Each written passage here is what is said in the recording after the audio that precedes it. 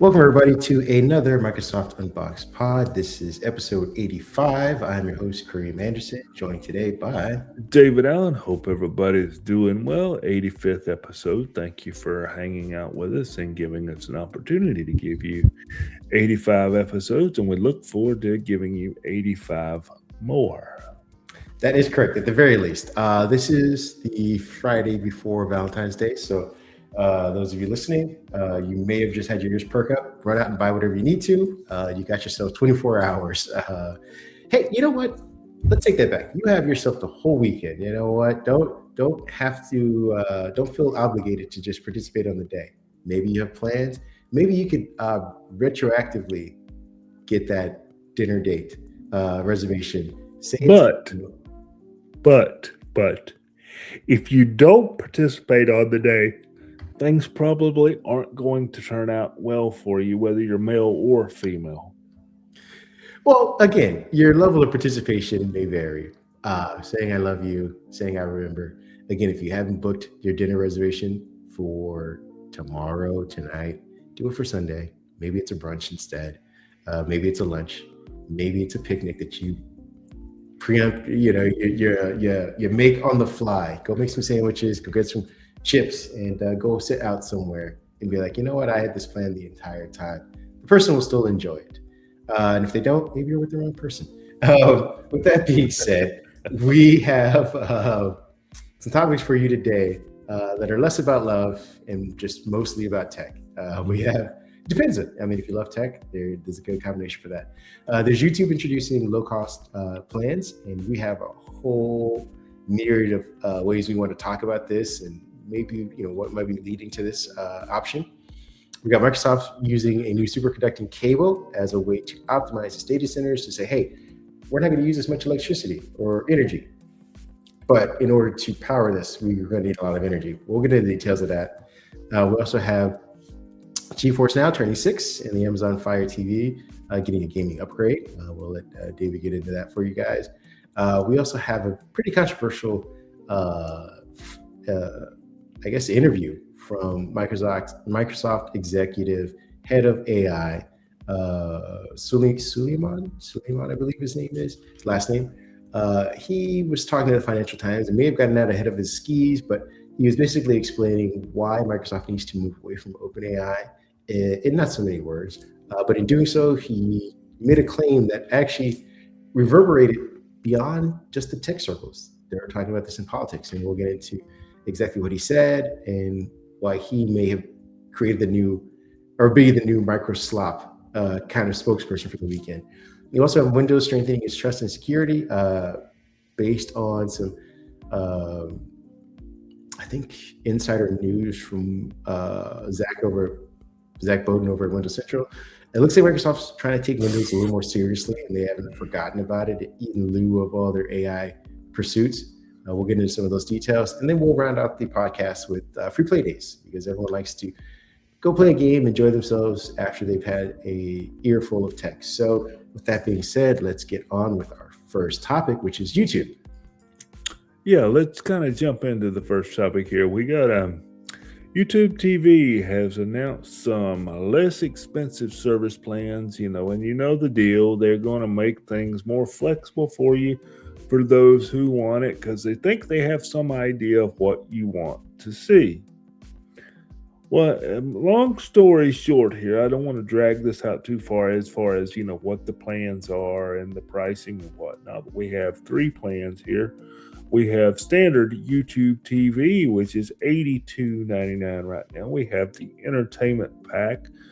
We have things like Fox, FX, HGTV, $54.99, $44.99 a month for your first 3 months. They gotta get you hooked in on that low deal to get you to pay a few months for that more expensive deal. You get a free 10-day trial on these. You've also got the news and entertainment and family pack that adds in things like CNN, ABC, CNBC, Fox News, and then you've got the sports pack that adds in things like ESPN, your Fox FS1, FS2, That one is $59.99. So when I first took a look at these, these are a la carte packs that you can buy and pick what you want.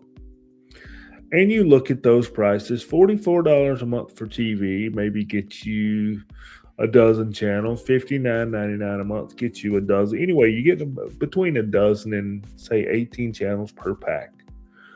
If you want one pack, that works out pretty good. You save a few bucks. But if you want more than one pack, you're paying more than the full subscription to YouTube TV minus add-ons.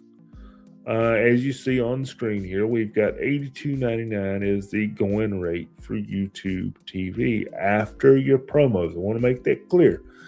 I don't include promos in these discussions because eventually they run out. So this is after promos. It's 128 channels. The other one is 89 channels, and the other one is 56 channels. So with that being said, one pack makes sense. You save money. 2 packs, you might as well go ahead and pay for the entire YouTube TV. Now, I get it. Options, flexibility, people like that. In the economy, people are choosing less, so they spend less because they've got less to spend because things are more expensive. Without going into that, you guys know the situation and the way we're living right now. So does this make sense? What do people want for their entertainment? Do they need streaming TV at all? Now, when we have this discussion, I'm kind of going to eliminate the sports fan. I get it. We've got the ESPN package. I think that's $29.99 a month. For everything ESPN, you don't have to have a cable provider. You don't have to have a satellite provider or a streaming provider. But sports is spread across various mediums. You've got your local televisions. You've got your ESPN. You've got your Fox Sports, your FS1, your FS2. So sports, I'm kind of going to push to the side for a minute. I feel like that's a special group of people. We're going to pay for our streaming services anyway. But does the average family care about these YouTube streaming packages? Does the average family need a content streaming service outside of user-created content such as YouTube, TikTok, Facebook Reels, Instagram Reels? Get the picture. Are we going home and watching our friends' content, or are we getting in front of our TV screens and needing a package to watch our content? Let's say the cynic in me would say, no, you're absolutely right. We could, piecemeal something together. The realist in me would say, these are still necessary. As culturally inclined humans, when there's a show, if there's a movement, if there's something online, we all have a little bit of FOMO. Stuff like reality TV has a moment. I in particular, say anecdotally speaking, became a fan of the Secret Lives of Mormon Wives. And that's something you don't get in just regular streaming TV. You have to have a package for it. It's because, everyone in our group of adults of this certain age were talking about this. So one had seen it, and so it became caught like fire. The same thing, that's what Netflix banks on when they have a show or a movie. It's like, hey, it catches like fire through social media or in your inner circles, and then you want to go see it, and you want to subscribe for it. I think what's ended up happening over the last 10 years or so is that we destroyed cable to then rebuild more expensive cable. And tech guys came in with fancier apps, UI that was much better than what was being provided by your normal streaming company, because they weren't keeping up with it, because they didn't have to. They had a monopoly. And they said, hey, here's a UI that's similar to your phone, provide you the same sort of content your TV does. And if you just give us a little bit of money, we'll make sure that that experience is better than what you saw on TV. And people were like, that's great. you know what? I don't ever watch HGTV. Why am I paying for it? And they didn't realize that paying for HGTV also helped subsidize the cost for other things that you now realize, hey, I kind of do want to watch. Maybe I do, I may not have been into Bravo when I was younger, but I am now that I'm older. And, Lifetime. I never thought to look at Lifetime. But hey, if there's nothing really on TV on a Saturday or Sunday, Lifetime's a great substitute for it. And it was sitting in my cable package the entire time for free, relatively speaking, because I was paying to watch, NFL football, 18 weeks out of the year, and the rest of the time I could be watching Lifetime. I said all this, and it may sound confusing, but my point is that we've made more expensive cable, and I think people started to realize that, and that's what these packages are trying to address. Like, hey, let's go back to sort of the package where we give you a promo, like you said, the 2-year deal, like, hey, it's this amount off, and then at some point we're going to jack up the price again. Why does YouTube even follow that too? Because that's what people know. That's what people are comfortable with when they get TV. YouTube doesn't have to do that. They can just say, here, the full price is this. You're going to pay it or you're not. But they understand that the mentality of, hey, if I offer you a deal for 2 years, I can get you hooked. People already knew that. I think there's going to be a subset of people who enjoy this. I think there's going to be a set of people in the middle, a large set of people in the middle, who are going to start reevaluating over this year as life becomes more expensive, which ones to pick and choose and get rid of. It may not even include YouTube TV. They might say, you know what, I don't watch enough live TV, and I do get most of my entertainment. I'm single or don't have kids. I get most of my entertainment from shorts and reels and Facebook movie, things of that nature. And then maybe I will subscribe to one or two of the movie providers that are either Disney or Warner Brothers or YouTube or Netflix. And that's all I need. And then there's going to be a larger portion of people, I think, too, who we've talked about this on mic, that are just going to go back to pirating. We're going to go back to the good old days of dodging the law and the moonshine hours of getting your content and saying, you know what, I can wait to not see it in theaters. I can wait to not even subscribe to it on the streaming service. I will wait till it's somewhere digitally available through nefarious means and watch it then, just to be part of the conversation. It isn't that I need to, that I don't want to pay the people who make the content.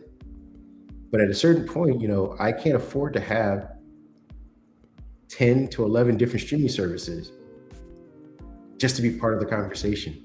I'll just go pirate it and enjoy it, and then talk to my friends or listen to a podcast or whatever that the initial engagement is, to be a part of that. Or maybe just watch it in general and say, thank you, James Gunn, for making the Superman movie. Thank you for everyone who worked on the team for that, but I didn't pay anybody because I couldn't afford to. And so I think, we're going to go in 3 different directions in the upcoming years, but I think most of it won't be what streaming services thought it was, where they could monopolize and squeeze and squeeze and squeeze, and nobody would react. I think we're beyond the broad situation. I think the orange is out of juice on that one. I know you see. I just while you were talking, I pulled up my TV subscription, and I don't mind telling people I use Hulu Live TV. And to get Hulu Live TV and on the legacy plan, which is the cheapest plan, is $94.99 a month. Just to give you some idea, it's $94.99 a month before taxes. And that's just basic Hulu and basic live TV. And then you take a look at some of these other services, and like you said, it makes people wonder what they need. Now, something that is neat that I noticed just in everyday paying bills, some of these services are getting smart and are bundling themselves with things like convenience services like Instacart, your DoorDash, to where you pay that membership to get those free delivery fees and those, and those discounts, which are useful, very useful, because delivery fees on some of those services without the subscription are fairly expensive. So, Walmart Plus, I noticed I had something advertised the other day where you can choose now which streaming service you want for free with your Walmart Plus membership. It's either Paramount or Peacock. And then Instacart has you automatically get Peacock, one of the premiums, with your Instacart subscription. So A lot of us, myself included, I like my groceries delivered once in a while. Sometimes I like to go get them, but I do like them delivered once in a while if it's on the weekend, or I just want to lounge around in the pajamas and just don't feel like getting out of the house or just don't feel good. It's nice to get something delivered, some food. And so that Peacock subscription that gets slid in there, sure, I use it. Guilty as charged, I use it. Okay, the Walmart Plus. I like the occasional Walmart delivery. I pay for Walmart Plus. All right, the Paramount subscription, I use it once in a while. So, maybe that's the way they go, is start bundling it with services they know you're going to use. I mean, Amazon hit that out of the park years ago when they put Prime Video in with the Amazon Prime subscriptions. Yeah, I'll end it by saying this. There's a reason why Rocket Money is being advertised everywhere. People are starting to say, you know what? I need to find out a way. It's hard for me to track on my own what I'm subscribed to. Rocket Money, go find it. Maybe I'll cancel it. Maybe I won't. Who knows? The next topic we have is the superconducting cable that Microsoft says will solve its AI issues. Whether or not I want to hear about this. Yeah, this is Microsoft exploring a new high-temperature superconducting cable to meet its massive power demands in data centers. I think the thing is called, let me make sure if I get the term right for it, HTS. And it's a new breakthrough technology that basically will allow Microsoft to increase its power delivery efficiency and reduce physical infrastructure needs, as well as easing community impact as AI continues to drive electricity consumption. To that note, I think it's saying AI data centers are straining U.S. electrical grids, with the national research projecting that the data centers could consume 12% of U.S. electricity by 2028, tripling, and that's a tripling in just the last 4 years. A single hyperscale campus now requires over 1 gigawatt of power, which is basically enough to power 750,000 homes, just the data center by itself.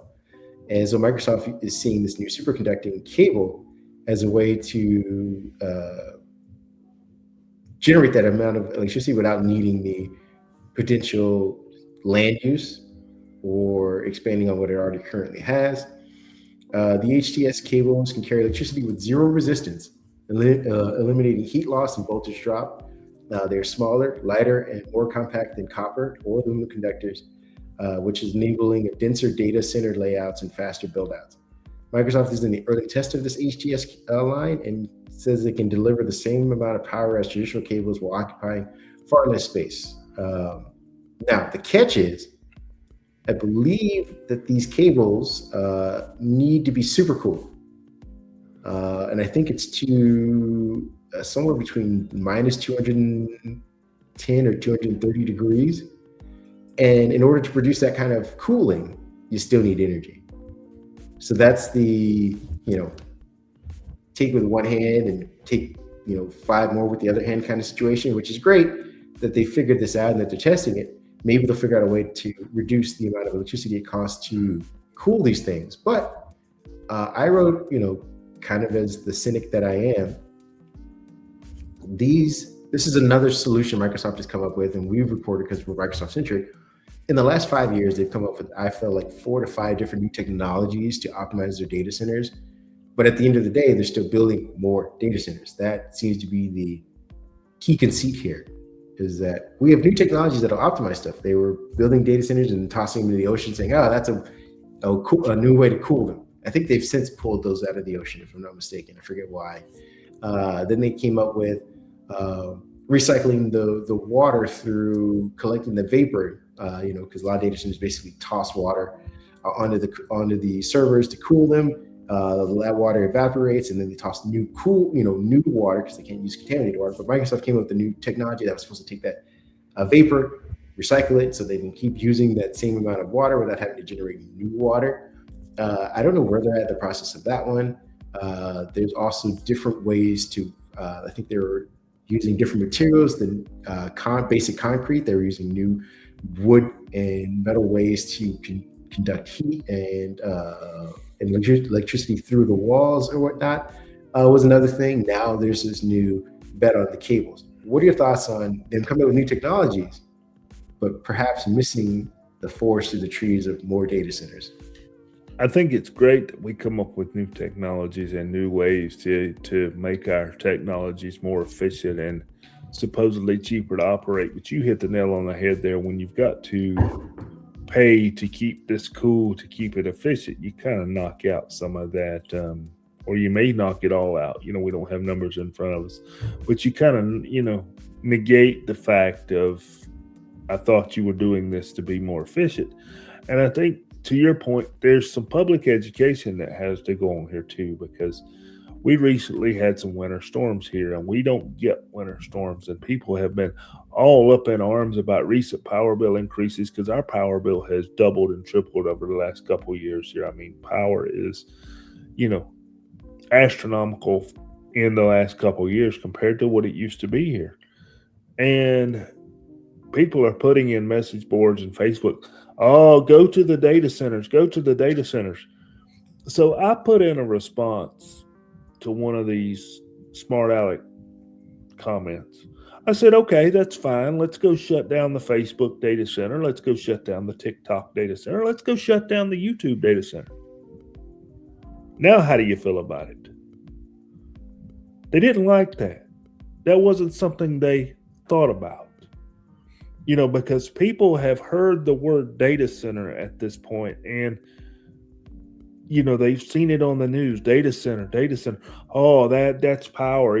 Shut that down. There's not the education there that we all use data centers many times a day, every day, just to be connected. And that's the way I view this. It's not just for AI. We all use data centers. You log into your Gmail account. You log into to pay your power bill. You log in to pay your streaming service. You log in to use your streaming service. You're using a data center somewhere. So I think it's good that we're coming up with these technologies to cool them, to make them more efficient.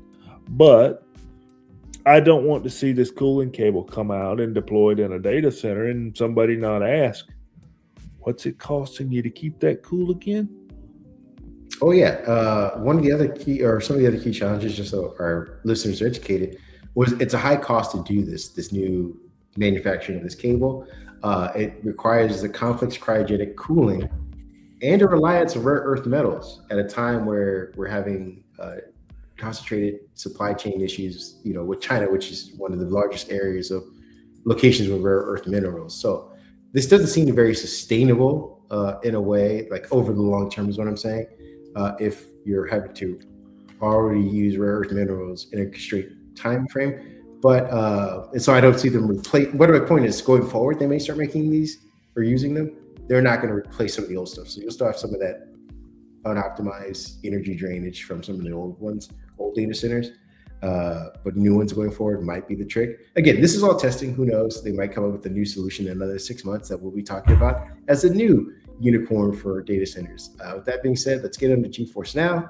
That is something you brought up. Yes, this is another one of those data center things, because you don't have GeForce Now without, guess what, folks? A data center. So while I'm getting this up on my screen, we know that GeForce Now has recently turned 6 years old. So we've been able to stream games for 6 years. Doesn't seem like it's been 6 years, but cloud gaming is coming on strong. We know Xbox has xCloud. We know Amazon has Luna.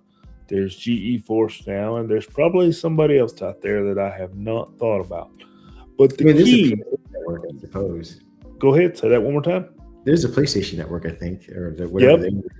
Yep. There's also that one that failed called Stadia. Well, why? The horse has been dead for years. You're still beating on it. Give it up. I've got to beat that horse a little bit, but GeForce Now is doing something pretty cool.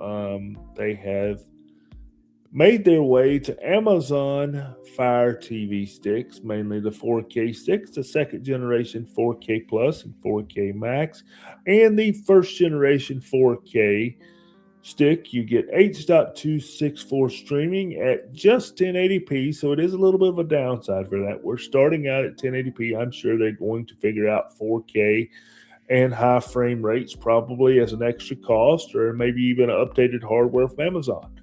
So this gets you in front of your TV. It gets you away from that thing that I like to talk about and I still like to use, the console. So now you can stream on all your devices in front of your TV, your Amazon Fire TV, and you've got your Windows app, your Mac app, and then your good old-fashioned web browser. You've got an Android app and an iOS app for streaming from GeForce Now. Now, again, that is a subscription cost, and we've just been talking about lowering subscriptions. So GeForce Now is a subscription cost. I think the ultimate tier is somewhere around $99 a year. Gets you 4K and 120 frames in some games and 240 in some cases if you've got the hardware and the bandwidth to support it. So, Xbox, are you paying attention? I'm sure you are. I believe Xbox is already on the Fire Stick. It came last year sometime, maybe the end of 2024. So now we've got competition in the gaming space of which app are you going to load on your TV to game. So how do we compete here? What does Microsoft do? What does GeForce Now do? Or what does some of these other aspiring streaming companies do? Because do they just put the app on the device? I don't think that's going to work. I think we're going to have, kind of like we have TV and entertainment streaming wars. I think we're about to have a game streaming war. Yeah, I think you're right. I think it's part of the evolution of the console into the just play your games anywhere on any device kind of thing, which again, Microsoft should be better suited for. The problem is they're out in front with too high of a price, I think, just same as we've been talking about, people trying to understand or estimate what services they need. There will be a cohort of people who say, you know what, at this point, Steam is the better option. Yes, I could stream and have a subscription to Game Pass. I could have a subscription to PlayStation. I could have a subscription to GeForce. Or I could just wait to purchase the one game that I'm going to play for the next 6 months on Steam. It isn't worth it for me to pay $30 to Xbox every month for a game that I play once for 6 months. If I can just get that same game for $30 on Steam. So while we're going to have those streaming wars, I think Microsoft hopefully, ideally, and again, this is the free market working. When you have more of these competitive streaming services, that it will force Microsoft to offer bundles like YouTube, saying, all right, well, fine, screw it. We can't do the $30 one, or maybe we'll keep $30, but in between the $30 one, there are 7 more tiers that offer, a $15 one, a $9 one, a $20 one, and you're able to choose those. And these are the different things we offer with that. They'll be forced to do that versus saying, all right, here's our free $14 and $30 options. Because again, with more competition and offering, it just also depends on the games too, I suppose, the types of games, the types of players. But I'm all for more competition. I hope it does heat up. I hope Sony steps in and forces Microsoft to figure out its strategy for somebody's going to have to force Microsoft's hand here, I think. And and not to go too far in the left field, I think we have talked about it a few times recently about Microsoft becoming more of a game publisher. And, they're already that now. For all intents and purposes, they've given up on consoles, at least hardware, for the next 3 to 5 years. So, they've essentially got free infrastructure there for Xbox Cloud. So how much of that infrastructure do they let the price eat to become competitive? I mean, I had to renew my Game Pass membership. Listen to me, can't even get it out. Game Pass membership this past week for the first time in the new pricing. And 3 months was $82, something like that. So I went over to I'm gonna start looking for something cheaper because sure, there's still got to be some deals left. Amazon kept the $59.99 deal up through Christmas of this year. I should have stacked up on some memberships then, but I went to G2A that had the same thing for like $61. It's G2A.com. I got 3 more months. And it made me think, that's $60. That breaks out to $20 a month. I use it. I get it. I that is one subscription I pay for. I get my money's worth. I enjoy it. But how long can Microsoft sustain that? Because once GeForce now gets on all of these devices, nobody has ventured over to Roku yet.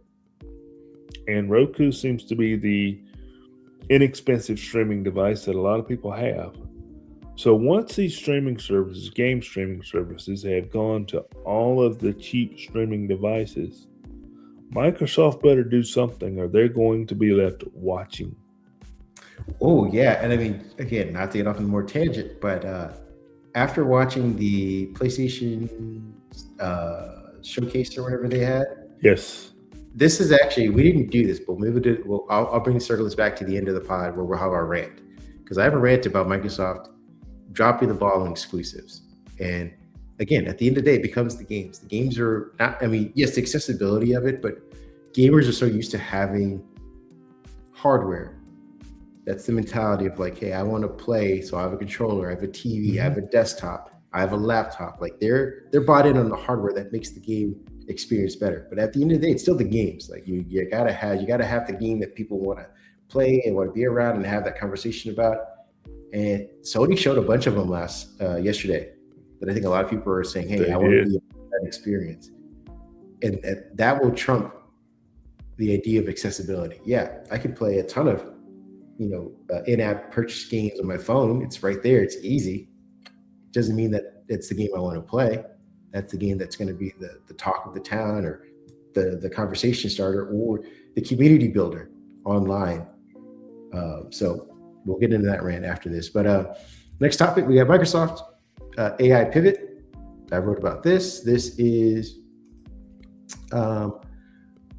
Mustafa Suleiman, who had a comment. He was speaking with the Financial Times, I believe. Let me put this up on the screen for us. He's speaking with the Financial Times, and he was talking about basically the gist of the interview was why Microsoft is looking to create its own foundational models and kind of pivot away from OpenAI. Now, we've been saying this for probably over a year now in this podcast that Microsoft's got to figure out a way to reduce its dependency on OpenAI because OpenAI is not a reliable partner. Yes, they're providing the underpinnings of Copilot, but they're doing it at a burn rate that isn't sustainable for any company in AI right now. They are partnering with everybody left and right to basically recycle money. And I think Microsoft just finally realized, like, hey, at the end of the day, we've invested upwards of $20 billion into this company, and it's just blowing right through all of that. And we can't keep doing that. We can't keep being the back end of the infrastructure for it. We're going to need to do our own thing. So they are talking about, hyping up and talking about, and this is, again, Mustafa Suleiman, who's the Microsoft lead for its Microsoft AI business. It's got its own business now. And the idea is that Microsoft's going to create its own stack for AI, which includes expanding its global data centers, which we were just talking about by they're experimenting with different, conducting models and things like that. Developing its own silicon, which I think, Google did with Tensor, and they did some other things as well. But Maya, I believe we talked about, MAIA 200. That's a chipset that they try to work with and partner with to produce, to help train its models. These are basically chips that are only being in data centers and servers. And they're going to be hosting more partner models in Azure as a way to reduce a single supplier risk. Now, we've talked about there's a French company that they partner with that's been really big in AI. There's Anthropic that they've also introduced as well. They're still working, obviously, deeply integrated with OpenAI until they pay off their 10-year investment in these guys. But those are some of the steps they're taking.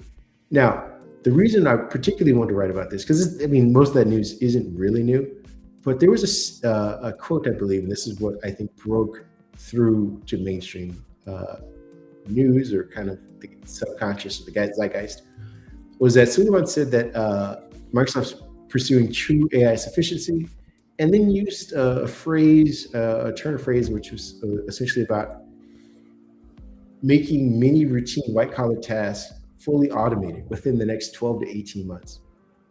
And a lot of political people picked up on this.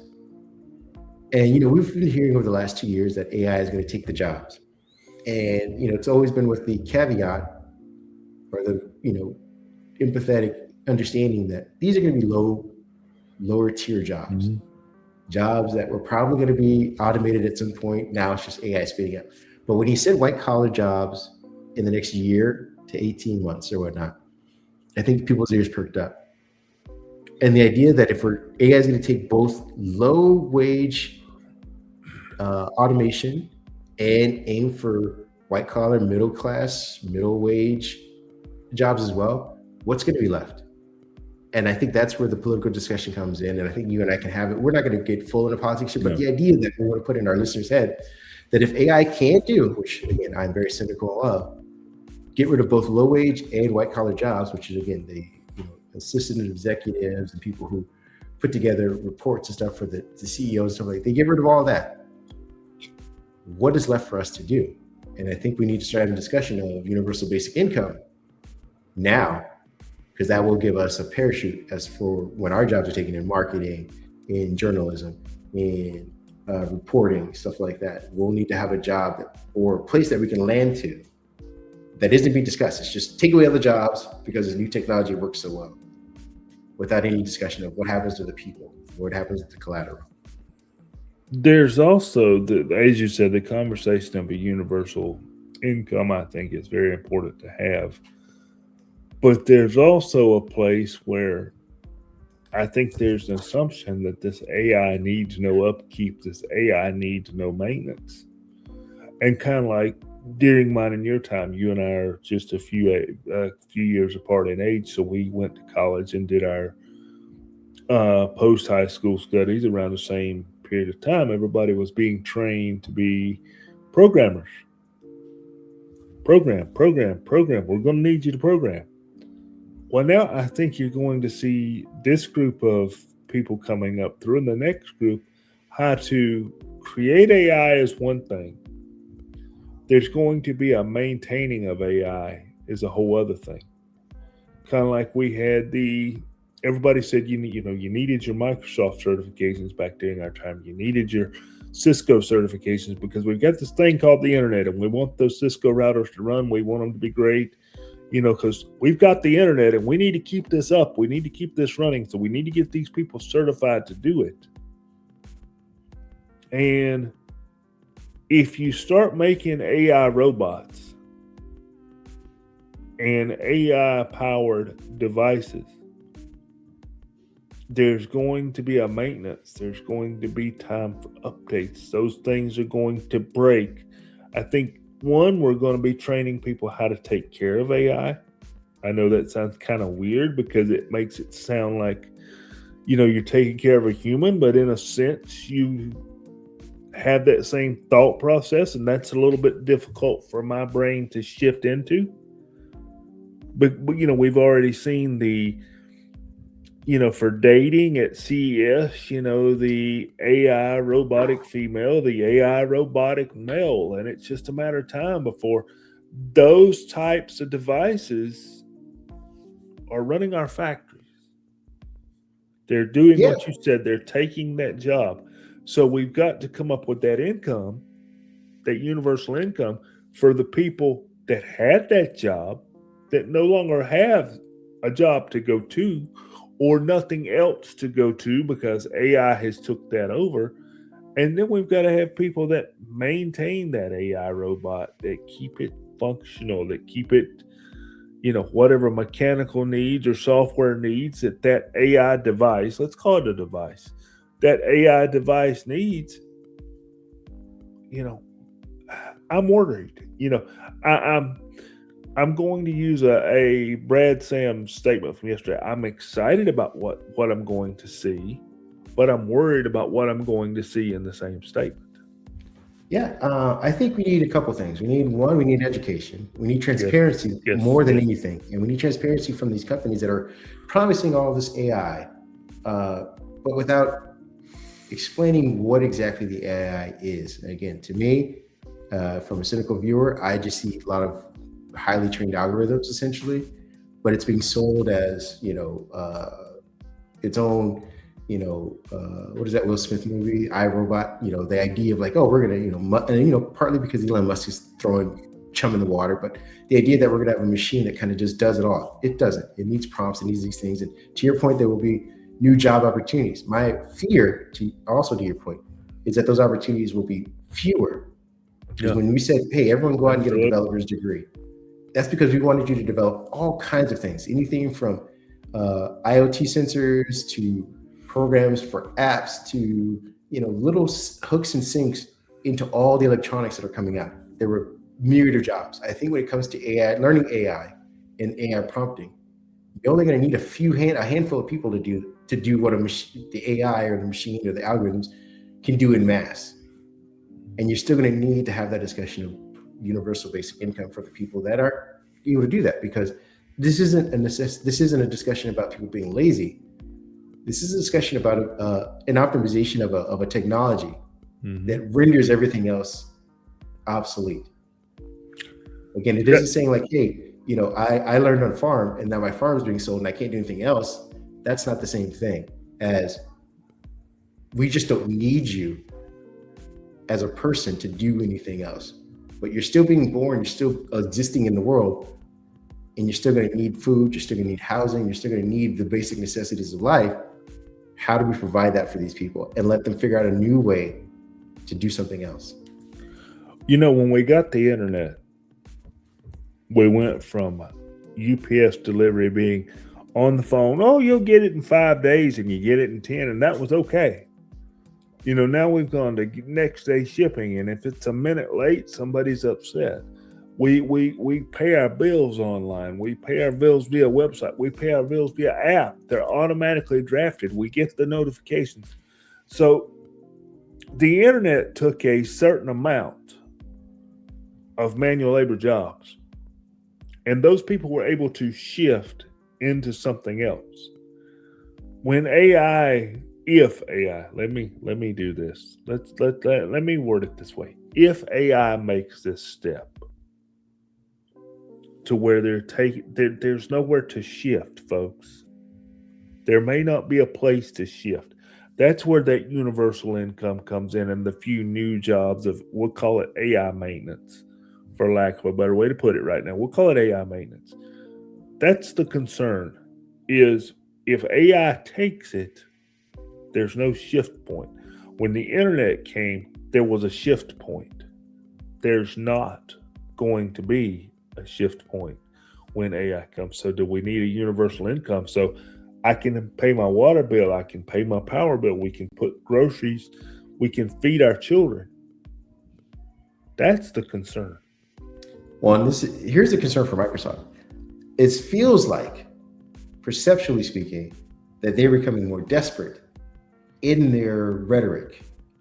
Yeah, I would agree. When they first had Copilot come out, it was offered as Bing Chat. It wasn't offered as this new AI paradigm that will destroy all future prospects for humanity. Now that its stock has taken a bit of a hit, we're hearing, Satya Nadella saying, don't call it AI slop. We're hearing Suleiman say that it will replace jobs in the next year. Not like, hey, somewhere down the road when it's perfected, when we've figured out all the kinks and worked out all the bugs, 5 or 6 years from now, people will need to start looking for different opportunities. He's saying by next year, at the earliest, white collar jobs are gone. And I'm wondering if that's reflective of their stock market saying, hey, it's taking a hit. We need to get our investors reduced by this idea. Like they're starting to lose their patience. Let's give them something. A year, folks. That's one Christmas, one Halloween, one Thanksgiving, one New Year's, and one Valentine's Day. A year. And I think if you ask Amazon and the line of Amazon employees, you're going to find out that it didn't take a year. So we got to move now. And I know, we live in a society where procrastination is king. That's just that's just the way we are. There's few people that are aggressive enough, to say, hey, we've got to do this and we've got to do this now. For every one of those, there's 5 people saying, well, let's wait and see what happens. This wait and see what happens might be too late. Our last topic before we get into the fun stuff is Windows strengthening trust and security. This comes on the heels of from insider information from our buddy over at Windows Central, Zach Bowden, who's been talking about Microsoft's new resurgent interest in Windows. Microsoft announced new security measures for Windows aimed at strengthening users' trust through clear consent controls and stricter protections against unauthorized app behavior. The update introduces Windows Baseline Security Mode, a default setting that blocks unsigned or tampered apps, services, and drivers unless users or IT administrators explicitly grant exceptions. I believe the developers in discussions were saying that they were inspired by basically mobile phones. Mobile phones are a single user paradigm, essentially. You might hand your phone over to show a picture or share a movie, but usually the information on it's tied to one account. And what ends up happening is you get a lot of prompts. Those of you who are on iOS devices probably realize this more than anything, but it's, hey, this app wants to use this thing. Is it okay? Windows does that sometimes, but now it's going to have it at different varying levels of access. We mentioned, I think, last weekend about how they're trying to tie storage into, being at admin level access kind of prompt saying, hey, someone's about to mess around with storage. Is it okay? Alongside these new security baselines, Microsoft is rolling out a transparency and consent framework that standardizes how Windows requests permissions for sensitive actions, including file access, camera, microphone use, and software installation. The system logs all permissions, decisions, and allows users to revisit and revoke them at any time in case someone hops on your device and starts saying, hey, you can use any and everything whenever you want. And, your mom comes back home and says, no, shut that down. The company says the changes, again, are responding to a growing concern about apps modifying settings, installing additional components, or accessing personal data without clear disclosure. Security partners such as OnePass and CrowdStrike have endorsed the shift, calling a necessary step, which will ironically make them kind of obsolete. But hey, if they're setting by, they're setting 10 toes down on their mission goal of protecting people. And again, it's a step towards more predictable and trustworthy app behavior. I'm all for it. What are your thoughts on this? It's good for now. And I say that, kind of tongue in cheek with a little bit of laughter. We're in a world of AI. We're in a world of cybersecurity, and it's 2026, and Microsoft has just now decided Windows security and trust is important. I've been, to your point, I've been getting notifications on my mobile devices for years. Are you sure you want to do this? No, are you really sure you want to do this? I'm glad to see you doing this, Microsoft, but you're 5-10 years too late. And I hope that you don't do this like a Microsoft Defender type thing. Here's Defender. It scans your computer. It looks for things. It gives you a firewall. I'm thankful for that. Don't get me wrong. I'm thankful for that. But I need you to maintain this posture.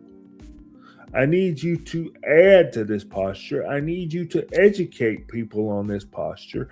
I need you to make sure this posture is not blocking people's favorite apps and making it harder for people to access things like banking, paying bills, gaming, etc. I need this to be seamless. I don't think this is hard for you to do. It's just taking you too long to do it. Yes, Microsoft, I'm talking straight to you. I'm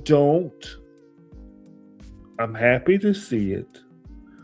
I don't know why it took this long. I just don't. And I hope it's real this time. Yeah, developers, according to Microsoft, will receive tools and guidance to adapt to the new model, and then a phase rollout to minimize disruption. Again, this is where Microsoft, for all of its hey, we have 1 billion users. This is where they always run into issues: is that they can create something in a vacuum. It's getting developers to listen to and adhere to this and follow it. So as much as they're saying, hey, the system by default will start asking these permission, I think there are still APIs that developers will need to start building into their apps to adhere to this, saying like, hey, you know what? Once I've been granted access, I won't be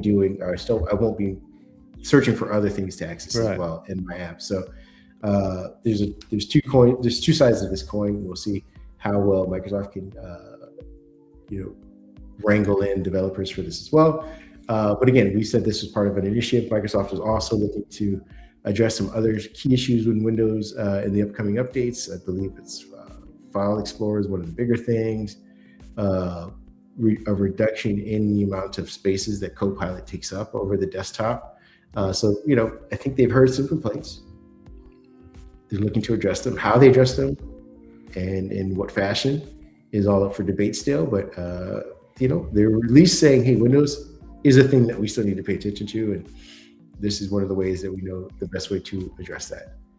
Our last thing we have is free play days. You want to Yep, it's for the love of games here on Valentine's Day, and I'm going to say this so people get a good laugh. Folks, if you're changing diapers this fall, maybe you didn't play enough video games on free play days for Valentine's Day. So let's make sure that you've got all the information that you need to enjoy some free, no cost video games for Valentine's Day, so you're not paying for it come this fall. So for this week, we've got 4 titles. We've got EA Sports NHL 2026. We have Linked. We have Age. Let me make sure I get this Age correct. of Wonders 4. Yeah, Age of Wonders, and the other title that is in front of me, Sword Art Online. Yep, Sword Art Online. So we've got those 4. I'll kind of cut to the chase for you like I do every week. Make sure you pick up these 4 titles during free play days if you like the title. For example, EA Sports NHL 2025 is $27.99. That is down from the regular $59.99, and in some cases I have seen that game for $69.99. And if you're enjoying Sword Art Online, you can pick that one up for $19.79. And let's see, I think there was one more that had the price listed. Yep, we have that one here. The other one was $14.99. That was, which one was that? I've got a blank here next to that. Okay, that one was added later. The one for $14.99 is Linked, and the other Age of Wonder was $29.99. Sorry for the confusion there. When this first came out yesterday, Microsoft did not have pricing beside 2 of these titles, and I had to go back later in the day and pick that up. So somebody missed putting prices in, or it wasn't exported. I don't know, but it was missing. If you want to take advantage of these games, you can go to Xbox.com and download them straight from there. And as I complain about every week, and I'm going to complain about this week again, because one day this podcast is going to be big enough that Microsoft is going to care about it. And they're going to see that I mention this every week. If you want to access these titles on your Xbox, which is the logical place where you would go to access them, you've got to go through your membership subscription, down through your membership benefits, down through Game Pass, and then you will see free play days. I'm going to say it again, and I'll say it again next week. Free play days belongs on the Xbox store and should be easily seen on the dashboard starting every Thursday when free play days are released. It's easy to do. You can put it up there about your subscription price increase and try to teach me all the new benefits that I'm getting. You were able to put that up there, heck, even when my Xbox booted up. But we can't get free play days on the dashboard, so it makes it easier for people to find. And for some of these independent publishers that make some of these games, free play days is a big deal. That's a chance for them to get their game out in front of a lot of people and make some sales that they generally may not make because they don't have the marketing budget, because the budget went into creating the game. Microsoft, you've done good. You're giving me better security.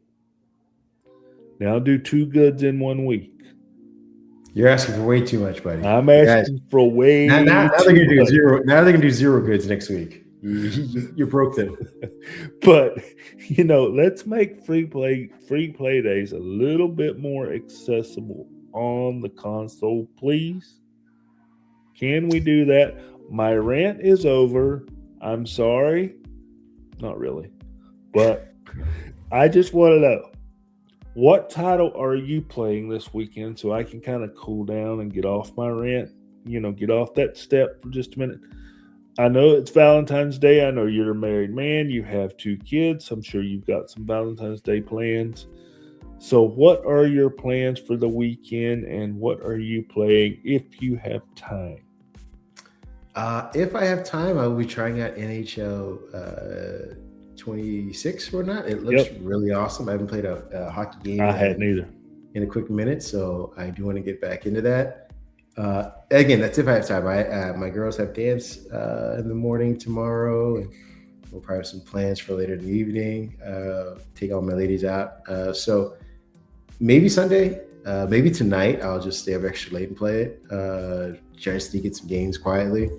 That's one game. The other game I've just been playing over and over because I'm so bad at it is Hades. I'm still playing that. I know it's an old game, and there's Hades 2 out, but I want to finish Hades 1 first. It's just a fun game. If you haven't played it yet, I suggest you play it. I think you can play it. You can do it from the Xbox Game Pass for free, I say, but part of your subscription. If you haven't, like I said, try it out. It's super fun.